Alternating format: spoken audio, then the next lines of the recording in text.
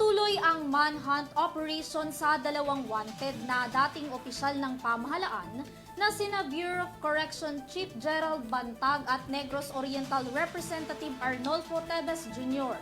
Matatandaan na sangkot umano si Bantag sa pagkamatay ng mediator sa kaso ng Percy Lapid Slay, habang iniuugnay naman si Arnie Teves sa pagkamatay ng gobernador ng Negros Oriental. Si Henry Nicolas para sa detalye ng balita. Tiniyak ng Philippine National Police na hindi sila tumitigil sa paghahanap kay dating Bureau of Corrections Chief Gerald Bantag at Negros Oriental Representative Arnolfo Teves Jr.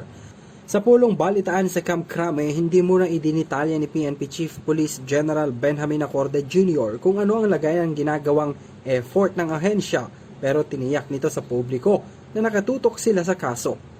We are relentless on this. Tuloy-tuloy po yung effort and I'm sorry we cannot give the details kung saan na tayo at what stage, but I'm assuring the public, your police, basta kung may na-issue na warrant, it's our duty and hindi kami tutulog dyan, ituloy po namin.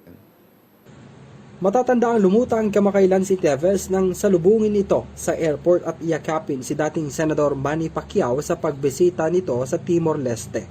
Sa isang video, makikita ang mahigpit na yakap ni Teves kay Pacquiao na ayon raw sa kampo ng dating senador, chance encounter lamang ito at hindi sinadya na magkita ang dalawa sa mismong airport.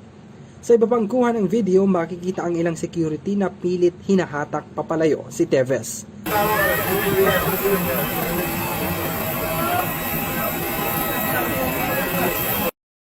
Matatandaan rin si Pacquiao ang inendorso ni Teves noong nakaraang eleksyon nang tumakbo ito bilang Pangulo. Samantala, nakatakda namang kasuhan ng contempt of court ang tatlong vloggers na nagsagawa ng exclusive interview kay Bantag. Ayon kay DOJ Secretary Jesus Crispin Boyeng Rimulya, bawal ito sa batas lalo't may standing warrant of arrest si Bantag. May tuturing anya itong pambabastos sa hukuman. Si Bantag ang itinuturong umano'y mastermind sa pagpatay sa dating broadcaster na si Percival Mabasa o mas kilala bilang Percy Lapid. Para sa EuroTV News, ako si Henry V. Nicolas, sumasaludo sa bawat Pilipino.